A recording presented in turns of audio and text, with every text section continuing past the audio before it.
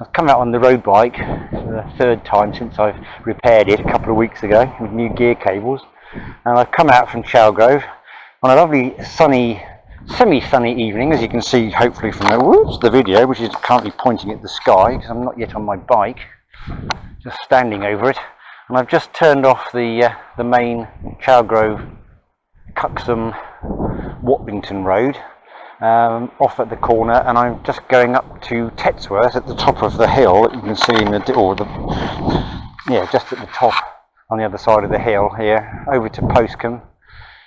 Some nice country lanes hopefully, and then from there I shall go down along the main road, and then I hopefully be able to record myself panting my way up Aston Hill. Well, we'll just see what happens. If nothing happens, I'll try it again tomorrow and the next day until we get it right. So when I start cycling, I'm going to have to adjust this so when I'm leaning forward you don't just get a picture of the ground. I think that looks okay. It's either the ground, the sky, or the bottom of my chin. I've just discovered, and a load of other people I've spoken to have also discovered it probably a long time before me, but particularly when living on your own, as I've done, no violins required for quite some time now, I find myself doing too much thinking and not enough talking, and which is surprising for me. But the consequence of that is that you never empty your head of any of your thoughts, and they're going round and round and just sort of building up on each other until it becomes just a confusing mess, and you don't know what to think of or do next, really. And so at the beginning of all this corona nonsense, as I would like to suggest, but not wishing to sound flippant, because I'm not in any way, I'm taking it very seriously like everybody else, but trying to look on the funny side of everything instead of the black side. And so what I discovered, more by luck than judgment, was that by sitting first of all with a pad of paper at my side and writing down all these thoughts that came into my head,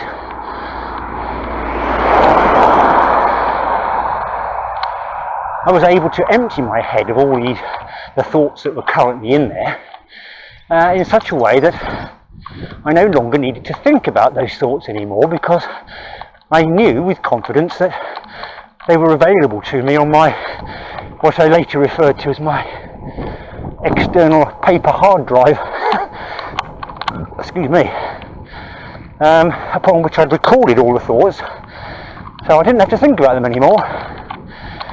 If I did, I just remember that I'd written them all down, and then I could read about them whenever I wanted to, and then I forgot them again. Excuse me panting a bit, because as you can probably see, just going up this hill, and even on a road bike with 120 psi in the tyres, having done 200 squats this morning with 2 kilogram weight vest on, my legs need a bit of warming up. So we're virtually running on the top of the hill now. Anyway, coming back to the story I was relating, I discovered that just simply writing down my thoughts on a pad of paper and filing my way, so to speak, out of the way, I could free up a bit of my imaginative brain to think of and imagine all sorts of other things to fill my brain up with. And so the cycle continued. And that went on for about a week. I'm still making notes on pieces of paper, on the pad of paper. But now I've discovered that, of course, modern digital audio recording and video recording allows you to do it much more easily and record a great deal more, much to the irritation, no doubt, of anybody who has to sit through and listen to it.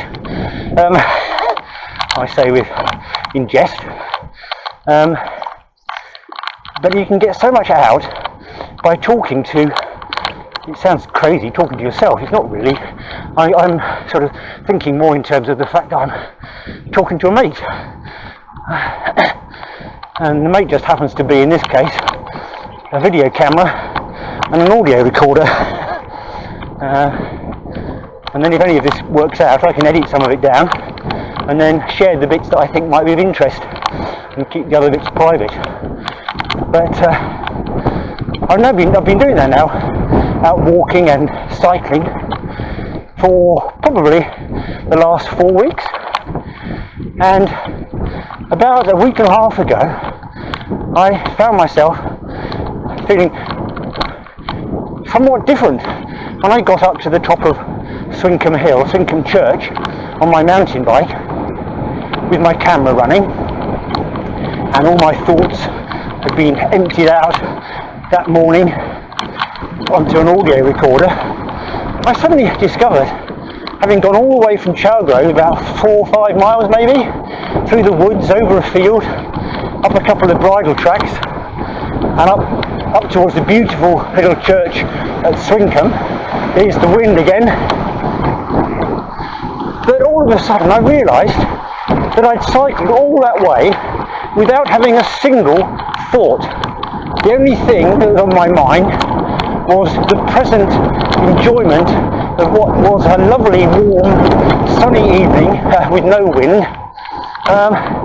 And it was, I'm not going to say reborn, but it was a fantastically refreshing, rewarding and relaxing experience. I knew for the first time in a very long time that my brain was clear, was not cluttered up with loads of worries and rubbish and anxieties and all of that sort of stuff, because all of that had been recorded and I'd been faithfully copying it to my new solid state external laptop drive, which I bought especially for the occasion, especially for Mr. or Mrs. Corona. And so it's all stored on there. And so I now know that if I want to go back and listen to myself ranting and raving about Sir Richard Branson, I don't have to do it now, and I don't have to talk to anybody about it. I can just listen to my 20-minute video tirade that I recorded on my own on the way home from a mountain bike ride the other day, and nobody else has to be bored sick with me except myself. And as my sister very, very sensibly pointed out today, that when I mentioned the fact that some of my funny stories I find very difficult conveying to her and the girls and so on, using Messenger, because there's so many words to use, you can't type that much, and nobody wants to read it. And of course, as my sister Debbie quite rightly pointed out, I could actually, like the girls are currently doing, you record, like I'm doing now, hopefully, an audio recording of your chatter, which if you then want to, you can edit down and make a little bit more palatable for the listener, and then you can share the file with a little note on Messenger, which then does not take up all the time of your busy friends and family, who can simply, if they wish to, delete it, pass it on to a psychiatrist, guest skin, or listen to it at their leisure. Here's another cyclist coming the other way. It's so friendly now. Cycling at the moment I'm finding so relaxing and friendly. It's a delight. I'm coming into what's the name? Stoke Talmadge, I think, 30 miles an hour. On occasion I've actually managed to come through here and break the speed limit, but today I don't have my computer on, and because I'm talking and not concentrating as much as I should on the bike, I'm not going to do any record breaking today. But hopefully you'll get a feeling of what I'm experiencing, which is, at the moment, until I hit a car around the corner.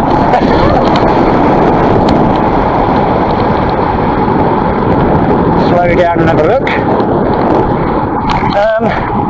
I'm having great fun. And bizarrely, as I was saying to my sister and Alan this morning, in two long and very nice, I hope, phone conversations. You see, now I've immediately forgotten what I was going to say. This is typically me. I'll start chatting and then still I'm thinking of other things, and it takes my mind off what I'm talking about. And so one of the things that's worth noting for people who suffer from anxiety and depression like I have been is that you find yourself fast forwarding through life, whizzing around, rushing around, trying to be so busy that you don't have time to think, and then you make lots of mistakes and you confuse yourself even more, makes you more anxious, more depressed, and my God, that's the last thing anybody needs is a runner. I'm just going to turn off here to Adwell and South Western, and this is a better route that my brother pointed out to me when we came out a while back now for a ride together. The other alternative is to go straight on at that point and then go along the main road for a bit longer through Postcombe, which is fine and actually slightly better and more comfortable on a road bike with very hard tyres than this. It's a bit bumpy, as you can tell, but this is a much nicer, quieter, hopefully safer route, with only the odd car and at the moment the odd cyclist and walker to wave to. And I find myself actually at the moment going out and seeing probably more people than I would normally do. The other day I went out for a walk around from Chalgrove, and instead of my normal 4 or 5 people that I would see during that particular walk of 3.5 miles or so, I counted, and people don't believe me but it's true, 89 people.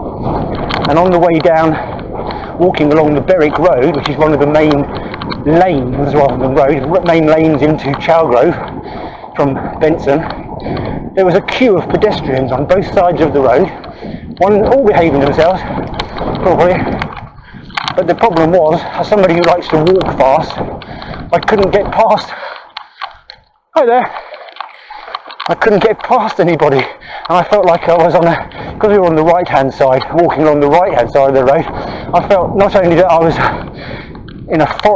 somewhere in France on the wrong side of the road, I also felt like I was on some busy motorway watching out for a space so I could indicate and overtake.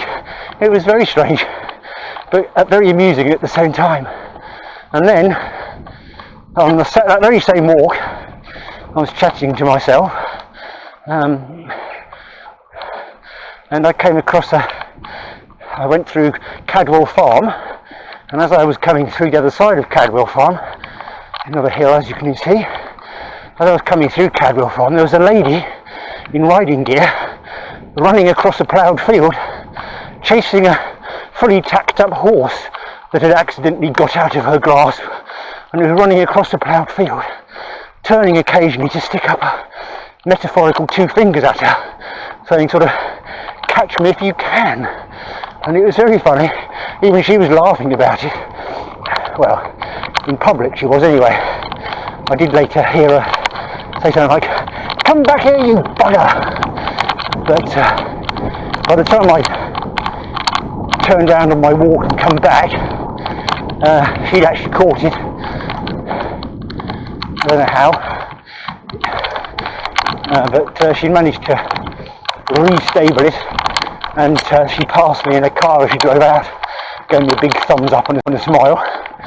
But I thought if I was better at drawing cartoons, I could make that into quite a funny cartoon.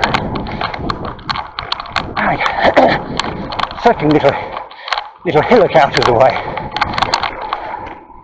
But I think you'll agree that the countryside around here is utterly beautiful. I think particularly this time of year, I know the sun's not out right now, but for cycling purposes that's not such a bad thing. It's not so hot. Right, we turn around here, a little bit of a climb up, hardly a climb, not when compared with the South Annapurna base camp anyway. Although of course we did have porters, and we weren't on bikes. Excuse me. Oh, I need to adjust that very slightly. Just slipping a bit on the back cog. Put new gear cables in 2 weeks ago, so they need adjusting.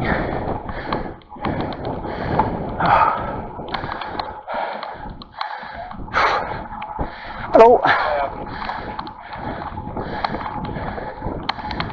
Oh, this is nice on here. You get a bit shelter from the wind from the hedgerows on the side. You can still feel it blowing over the top. And I can guarantee, despite the fact it was blowing in my face on the way out, on the way back, I'll guarantee it will still be blowing in my face. Typical story of every cyclist, amateur or professional, I think. Doesn't matter which direction you go in, the wind's always in your face. At least it feels that way.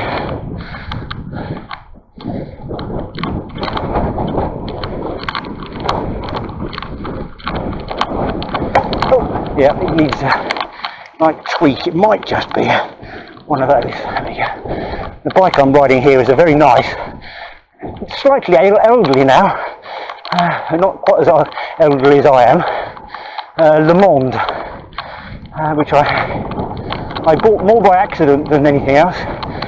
About, must be 15 more years ago. I was out in Reading. I was actually going around bike shops looking to buy a nice new modern road bike, but without any intention at that time of spending any money immediately. And I found a lovely bike shop just on this side of Reading. I'm trying to remember the name of it, but it was absolutely wonderful. And I popped in there just to have a chance, because I got lost and I was turning the car around.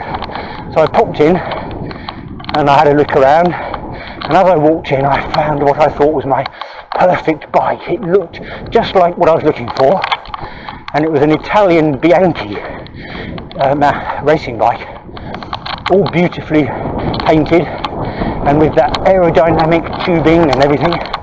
And then while I was watching, or rather looking, it was a bit pointless watching a bike in the bike shop, but while I was looking at it, the assistant came over to see if he could help, and I explained what I was doing, that I was just looking around because I might be in the market for a new road bike.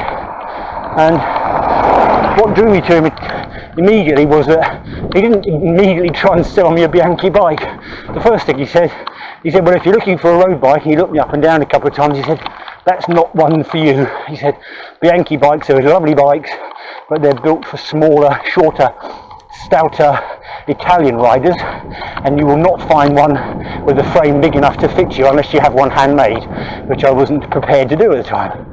So I said, oh, well, that's very useful advice. And so I then said, well, what would you suggest? And he said, well, how long have you got? And I said, well, I'm not in a hurry. I hope you're not, if you want to listen to the rest of this story. And I said, I'm not in a hurry. And he said, well, if that's the case and you fancy hanging around for about an hour and a half and having a cup of coffee and a chat, he said, what I can offer you for £30, bearing in mind this was, I say, 15 plus years ago, for £30 we can measure you completely as if you were going to have a road bike hand built for you. And so we'll measure you £30, and then what we do, having measured you with our special piece of kit in the other room, he said, looked a bit like a torture chamber, that's another story. And he said, when we've got the measurements, we simply email those over to our sister company, based in, I think he said, it was either The Hague or in Amsterdam, but it was in Holland anyway, the Netherlands I should say. Edit out. And he said what they will do, take about an hour or so to do it, he said they will use the measurements that we give them to come back with a frame design to fit your body shape and measurements. And so I said, well, that sounds great. And he said, you've not been obliged to buy a bike from us, you just pay us the £30, and then you'll have the plans. Then you can then take those to any bike shop, including ours, and we can either look for a bike, a ready-built bike, with those measurements, or if you want to spend the money and the time having it done, you can have a frame hand-built to measure using those same plans.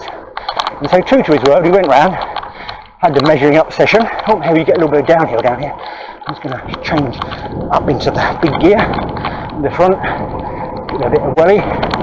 And yeah, so off went the data and we sat around having coffee.